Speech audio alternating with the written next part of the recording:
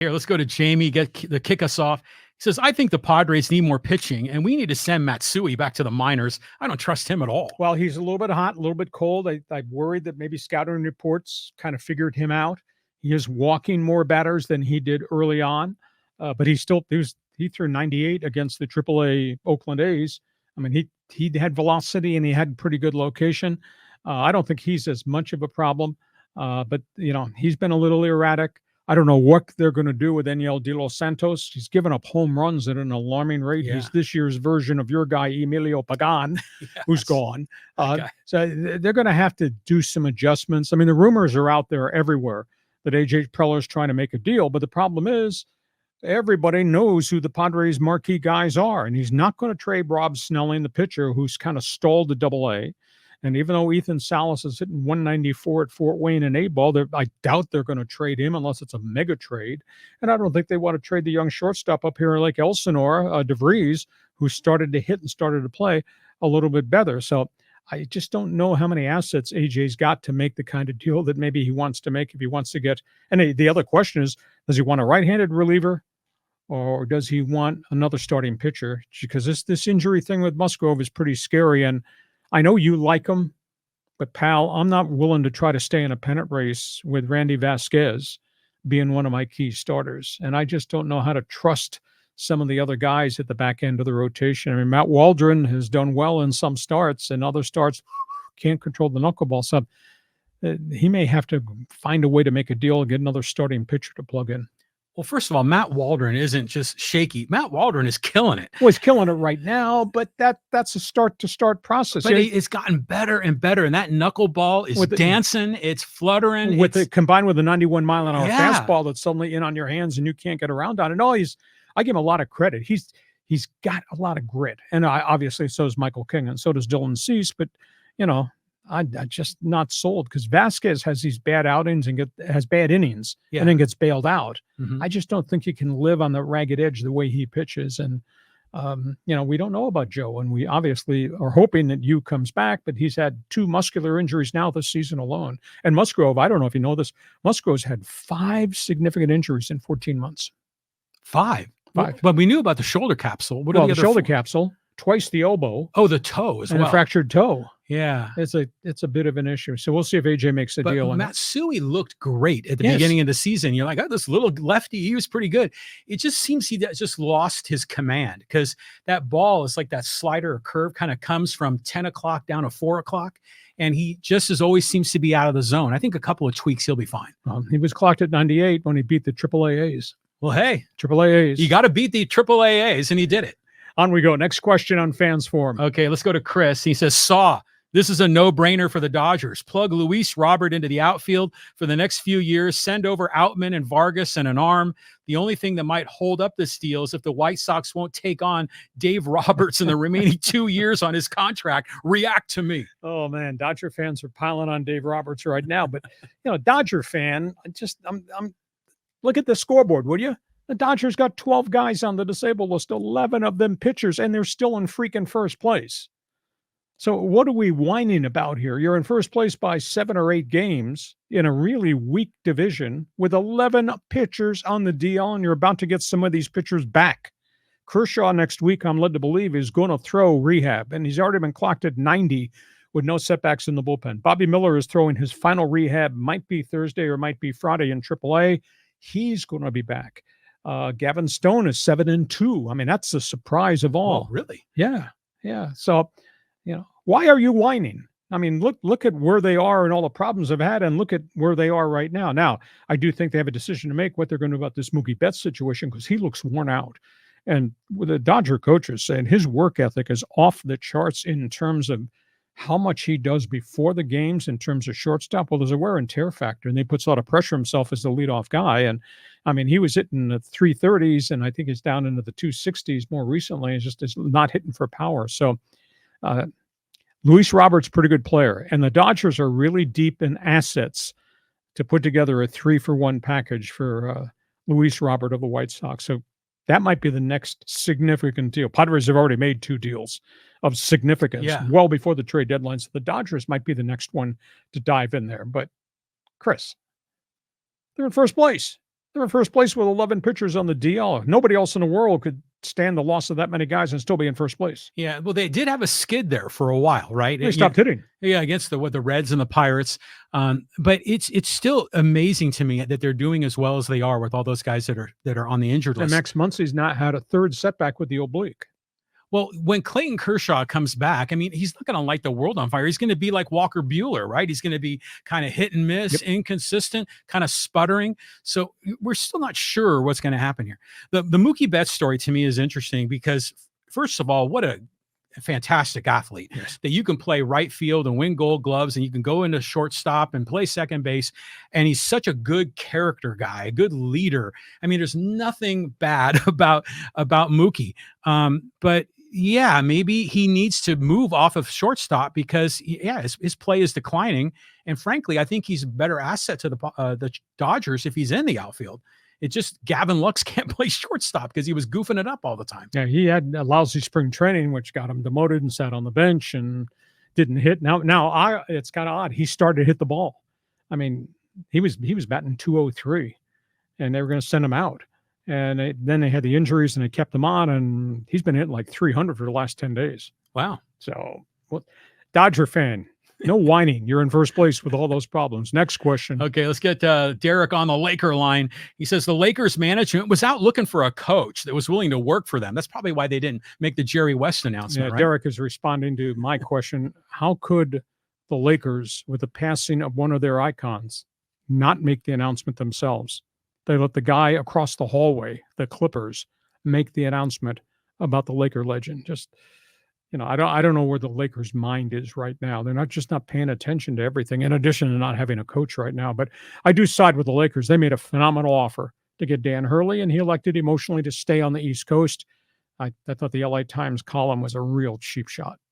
Well, let me ask you this. Do you think it's a problem with leadership with the Lakers? I mean, we often talk about the Chargers, and the problem was Dean Spanos.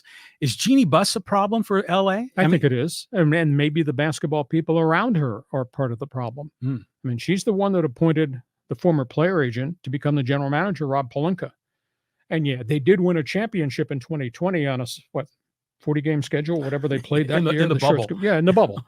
But they haven't done anything since, and they've just revolved that roster. I mean, it's like Grand Central Station. Ever been on a subway where you go through the turnstiles? Yeah. That's what the Laker roster has been for 4 straight years, trying to find the right guy coming out of the turnstile to be on the team, to be the third wheel or the fourth wheel or the bench guy. And outside of Austin Reeves, there's not a hell of a lot of trustworthy guys there. Mm-hmm. So, yeah. It just doesn't seem to make some sense to me. I think it's an organizational thing. At the top of the organizational chart, and whose name is there?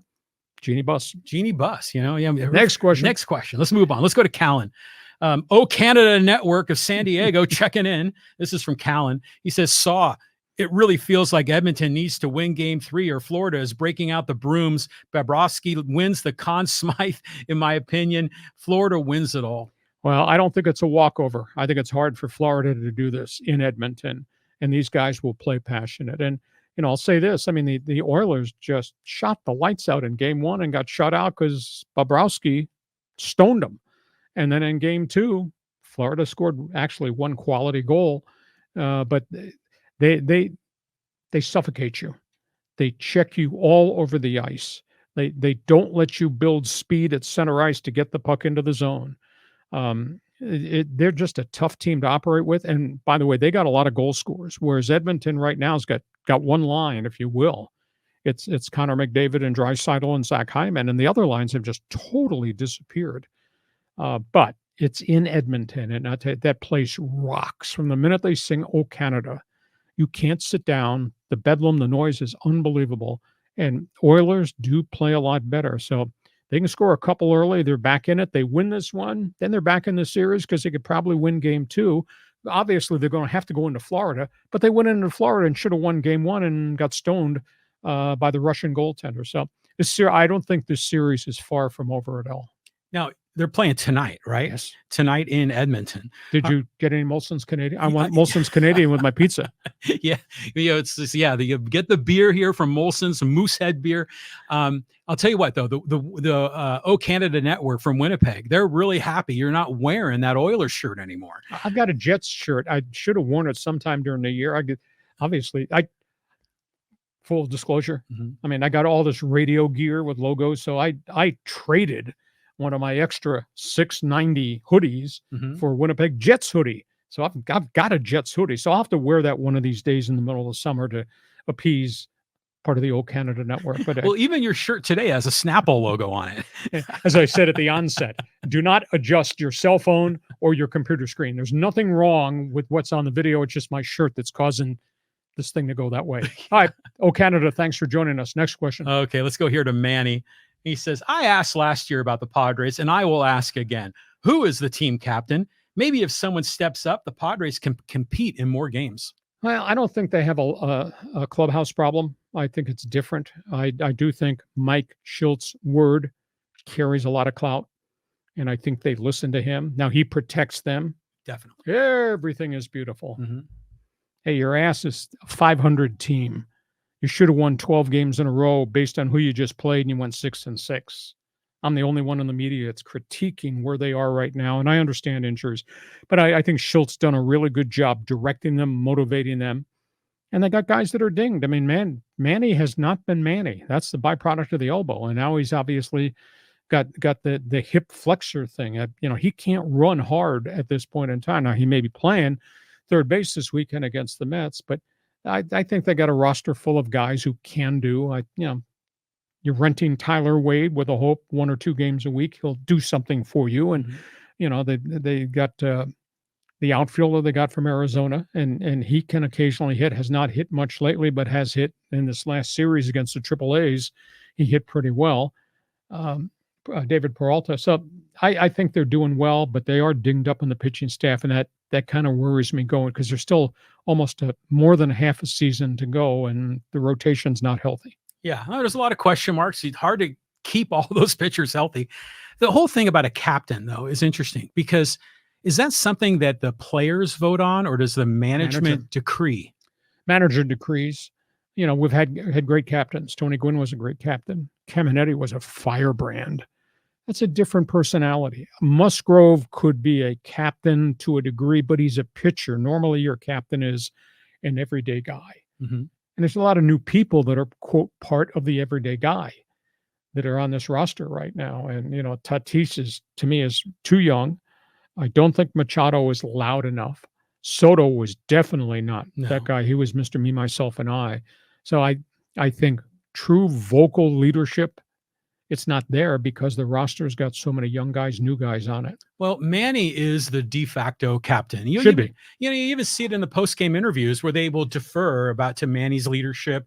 It's just he doesn't wear a C on his chest. I mean, Derek Jeter, that was his nickname, right? The captain. Mm-hmm. Was elected as a captain or by the managers? By the manager. Right. Okay. But what's the role of the captain officially? I mean, it's really mostly just being a figurehead, a spokesperson for the team, right? Yeah, and when times get tough, the captain is the one that says we are shutting the doors and we're going to have a players-only meeting.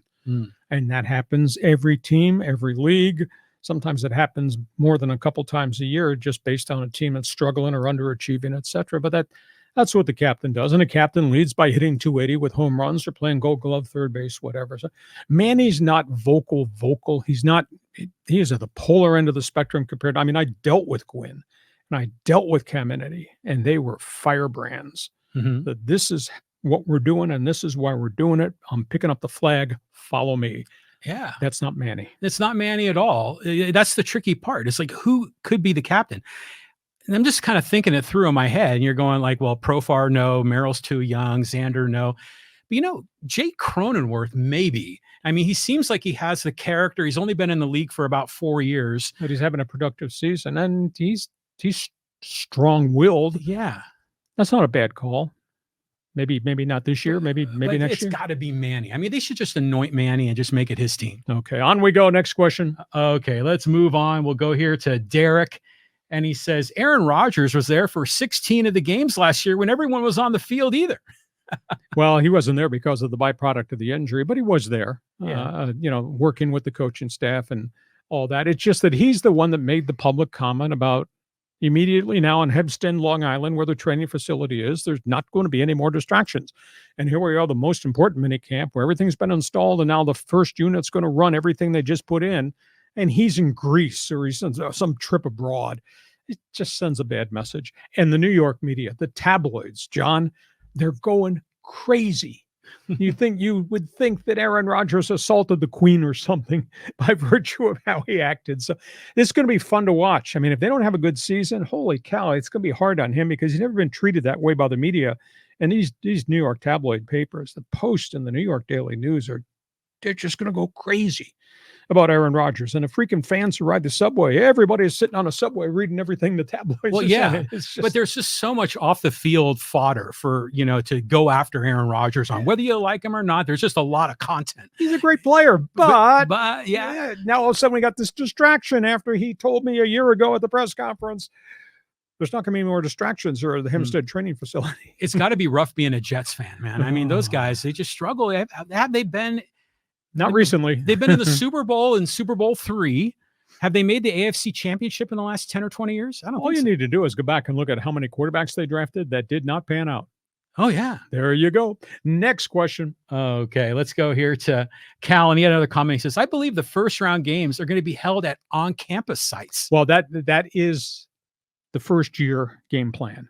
I totally disagree with having a team in the playoffs hosting a home game packed in a stadium with all their fans. You got the bowls. The bowls are suffering. Holiday Bowl is suffering. It's not what it was before for a lot of different reasons. The Citrus Bowl, the Gator Bowl. I mean, these are all marquee events that have been very important emotionally in the fabric of the community. Why not take the first round games and put them in, I hate to say tier 2 bowls because that makes it sound shabby, but put them in these long established bowls and let them host the first round games. And if you can do it regionally, if there's a first round game on the West Coast that involves Oregon or Washington or whomever, put it here on the West Coast, put it in Snapdragon Stadium or one of these other stadiums, and you'll probably fill it up. And that would keep these bowl games functional and alive and give them just a new brand. Oh, absolutely. It's a no-brainer decision to do that. I'm not a dummy. I know what I'm talking about. Well, the Red River Showdown between Oklahoma and Texas takes place in Dallas, like roughly halfway between the two. They fill up that stadium. It's a huge event. The fans flock to it. No one's bitching and moaning that the game isn't at home. They like it, that it's at this interesting neutral site. So, yeah, I mean, maybe this year they need to use the home field because they haven't got all their ducks in a row with the bowls, but we got to get to that point where all these bowls play a part in the playoff. Yeah, that's what I told the executive director of the Holiday Bowl. I know they've struggled with the relationships with these conferences and the quality of teams they're getting. And they've done a great job on the Holiday Bowl. But I told Bruce Neville, you need to become the front runner and lead the consortium of this next group of bowls and say, we want to host the first round games, because then it makes San Diego destination point. You sell out the game. It helps the finances of the Holiday Bowl. And I'll tell you what, the same thing should be discussed in Orlando with the Citrus Bowl, or in Memphis with the Liberty Bowl, or the Gator Bowl that used to be in Jacksonville. Do it. First round games, make them there. And then you can take the second round games. You can put them in Jerry's World in Dallas or in the Rose Bowl or whatever. Right. Yeah, exactly. I mean, you need to be the commissioner. Yeah. I don't have enough things that I'm doing right now. Next question. Okay, let's go to Danny. And he says, love what Hacksaw does, and I miss him on the radio. I just found out that the coach, John Quintera, has his own YouTube channel. Now we are missing Philly Billy and Steve Hartman. Well, Philly Billy does a talk show in Philadelphia on a small 1,000-watt station. He has me on, the coach on, maybe once a month just to talk sports. So Bill's doing was build. It's kind of hard, though, because Philly Billy is a great friend of mine. I helped get him hired out here. Philly Billy's world stopped in 1978. I swear he probably has a black and white TV at home. Philly Billy does not have one of these. He does not have a computer. No computer at all. Philly Billy does not know how to access the internet. Philly Billy probably still has a dial phone at home in Philadelphia where he calls all his contacts and he writes notes. His world stopped in 1978, but he's great. But it's cool. Of all the guys that did sports talk radio collectively together, our podcast has been very successful. Scott Kaplan's podcast, The Field Goal Kicker, Wide Right, he's got a podcast that's worked well. John is just kind of moseying in to the podcast world, and we're going to have John back on as a co-host here when I get tired of this guy broadcasting from left field with his opinions. So, it takes a lot of effort, it takes a lot of money. You do have to write a bunch of checks to make this execute. So that's why we ask you to frequent our sponsors and tell them the Hacksaw sent you. It's really, really important to keep this going. But you're right. This has worked pretty well. John and I think, have been linked for more than 15 months. I have not checked recently. I'm not sure what our subscriber number is, but it was north of 5,000, which was pretty good coming out of the gate. Well, that's just on YouTube. So you have over 16,000 followers on Instagram. Your Twitter presence is still really good. I mean, you were doing a lot of Twitter before we started the podcast. So yeah, I mean, you're expanding into TikTok and on Threads. I mean, you're everywhere, Hacksaw. Think the Chinese like me? Yeah. Well, they better not ban TikTok. He did a research piece, and I had not seen this till about a month ago. I think it encompassed the first 15 months of our podcast and all the other social media stuff. We've had 1.8 million people sample this podcast and my columns and everything I do on Instagram and all the other social. Yeah. Think about that. 1.8 million people. Yeah. And that's a legit number, because we added them all up across all the different social media. Well, here's an example. We did a commentary on Trevor Bauer, Make the Phone Call, about 2 weeks ago. Yeah. We had 55,000 views on that one man's opinion in like a week. And that's just Instagram. Yeah. That same video is getting views on YouTube, is getting views on Twitter. I mean, so yeah, I mean, the numbers are unbelievable. Yeah, we did one, a commentary on Stan Kroenke Rams versus Dean Spanos. Right. We had 440,000 views on my one man's opinion column on that. We had 330,000 on the passing of Peter Seidler and the money problems with the Padres. So what we say carries clout, and everybody's sampling it. You may agree or disagree with it. I understand that, but everybody we know is sampling it. So, Danny, you're right. This stuff works. Well, I love the fact that all your former, fans, I'm one of the fans. And haters. And the haters, they still love Philly Billy, and they still love all the guys. But there's another guy from 690 that's done pretty well, Jim Rome. Oh, well, exactly. Yeah, he's done exceptionally well. And now he's no longer on network TV. He got put on waivers and he's gone to X, like we've gone to X. And, so he's doing his show on Twitter, AKA X now. I've been seeing replays of the Jim Everett fight with Jim Rome on my YouTube subscription. And that kind of put him on the national map. That was the marquee event that almost knocked him off the air. Yeah. Too. Okay, a couple more here on Fans Forum. Okay, let's go here to Steve. He says, what bugs me? Last year, all the Padre games were put on Channel 4 on Cox. This year, they put it on another channel, and it costs way more to watch now. And the stinger is they were playing commercials during the game. The one game I wanted to see was on Fox. Got rained out, got Pitt on Fox Sports 1. I don't have it. Well, everything's changed in terms of broadcasting now. I mean, I happen to have Spectrum. So I get to watch Padre games on channel 305. Cox Cable, I think it was on channel 4.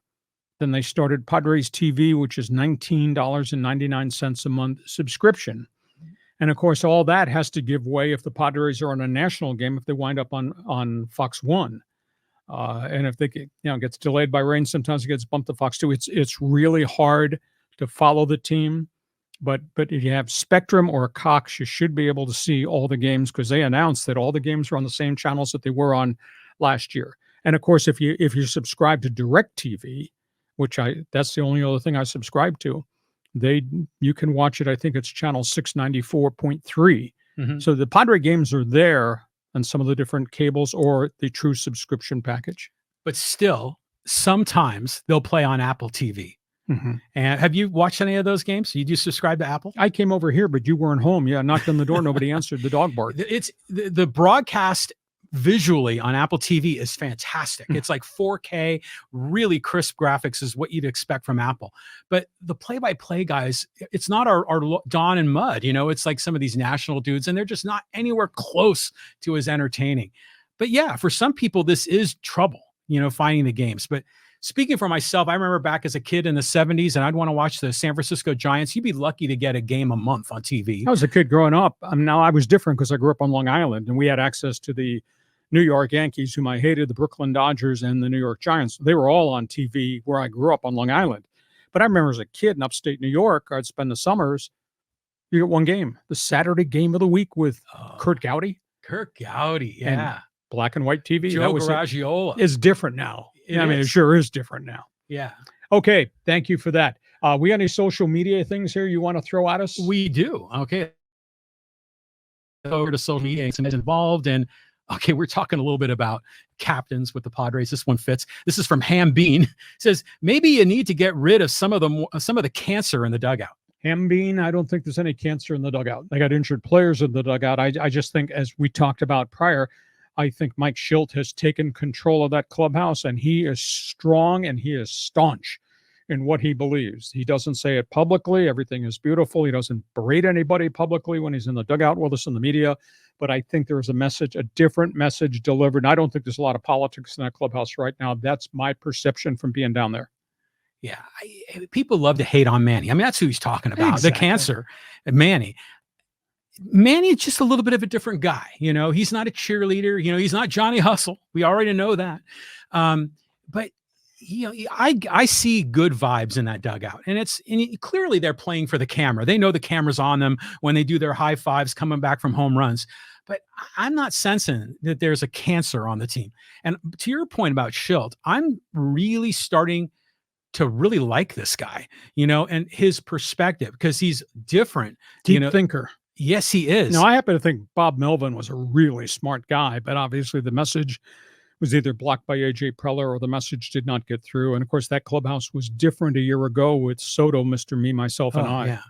I mean, I think that might have been a cancer, legitimately. On we go. Next question, on we social go. Media. Caitlin Clark question here. This is from Miss Graves. It's all just theater. Heroines and villains, roller derby repackaged. Is that the WNBA league? That's what some of the people in the WNBA have become, roller derby queens. The Angel Reeses of the world. And, I'll swing back to what I said. And Caitlin Clark's had a tough couple of weeks, John. I don't know. She got benched the other night. Indiana's 3-10. They sat her down for not playing defense. Actually, they sat 4 starters down and got their doors blown off. They're 3-10. So she's struggling at this next level. She's had some really good games. She had a 30-point game, but she's had games where she scored 9, 12, and then they sat her down because she's just not playing defense. And she's run up against a different breed of athlete, more than one on a team. I mean, she's facing all kinds of defenses that are getting there to her, and they're long and they're tall and they're fast, and they're causing her just a lot of problems to get good looks at the basket. So she's gone through that bumpy part of the road, and then you add in the fact that she got snubbed from the U.S. Olympic basketball team, but the explanation was she has no international experience. We're returning 8 veteran players who've been in the Olympics already, and that's why she did not get chosen. And then obviously how she was treated in the game by Chicago, and some of the mocking and the hard fouls and the jibber jabber. And some of the other players in the league, they've forgotten what she's meant to this game. Yeah, they were in the WNBA the last 5 years. They had no bleeping TV viewers. They were not making great money in terms of salaries. Yeah. They were catching flights at 12:05 a.m. after games, commercial flight if it doesn't get delayed, or 6 a.m. the next morning to go to the next city. They got big salaries, and they got endorsements, and their TV ratings are through the roof, and they're playing before sellouts. That's because of Caitlin Clark. So respect the person and what she's meant to the game, and instead of this junk that just continues to go on and on. Well, remember at the very beginning, the NBA was subsidizing the WNBA. Well, they were owned by a bunch of NBA teams. Yeah. So, but now I think they might be self-sufficient as a league. I mean, if they're selling out these arenas, right? Their attendance is 94% capacity. Well, hell, that sounds pretty good. Yeah, when they're drawing 4,000, they're drawing 19,000, and they're moving games to big NBA arenas now. We don't need to play at a small college because everybody wants to see Caitlin Clark. That's more than an LIV golf tournament. Yeah, you think? But did you see the replay of that? Caitlin was driving, I guess, one of the Connecticut Sun players, and they collided, and then she threw her head back, and then the other opponent was mocking Caitlin Clark for doing the head bob thing. Yeah, like roller derby. Yeah, it's exactly. It's a little bit theater, but a little bit's overwhelming.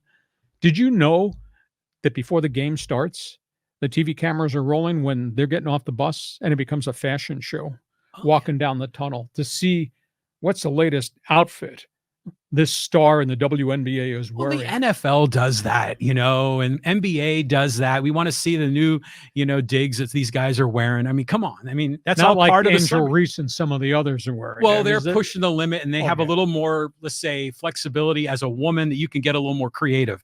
But I like that because you get to see their persona off the field, and I think that adds to the attraction to these athletes. Respect Caitlin Clark. She's meant a lot more than just being a basketball player to the WNBA. A couple more here, social media. Okay, let's go here to a Laker call here, and this is from the Wolf of Broadway. He says, it's the same shit like when they hired Frank Vogel. LeBron is going to put the blame on the coach and never on himself because he's not a leader. Man, there's a lot of dislike of that 39-year-old superstar. I don't quite understand it. Now, does he carry too much force in terms of decisions in the front office? Maybe he does with Pelinka. But at the end of the day, when he's on the floor, that's max effort. That's 105% effort from a 39-year-old guy who gets hurt and plays through injuries, etc. So I'm not as down on LeBron as probably a lot of people in LA are. Where the hell would you be if you didn't have him? What if he suffered an Achilles injury opening night and could not play the rest of the year? What do you think your team would be? Lottery? So LeBron is always a spectacle. LeBron often doesn't show the best leadership qualities at times, but statistically, he's hard to argue with. I mean, the guy puts up the numbers, but there's something wrong with the Lakers. And, we were to say maybe it's leadership, ownership, general management, maybe it's the bench, or maybe it's LeBron. But what I could tell you right now, that's not a championship team. But where would you be if he were not there? Well, maybe rebuilding and creating a Showtime #2. Maybe the whole thing could be completely different. So you want him out of there? Bring back Nick Van Exel. Jeez. Okay. Hey, listen, we hope you have enjoyed our Thursday podcast. It's brought to you by Dixieline Lumber and Home Centers, 9 stores in San Diego to serve you, and by North County Eye Center right now, offering all of our viewers free eye exams. You tell them Hacksaw sent you. We'll be back in here on Monday. Bonus coverage starts 1 p.m. Pacific. John, man, we covered a lot of stories. We probably upset a lot of people along the way. Take a deep breath. We'll be back to argue about it all on Monday. Have a great sports weekend. I'm looking forward to O Canada tonight in Edmonton. Thanks for being with us on Hacksaw's Headlines.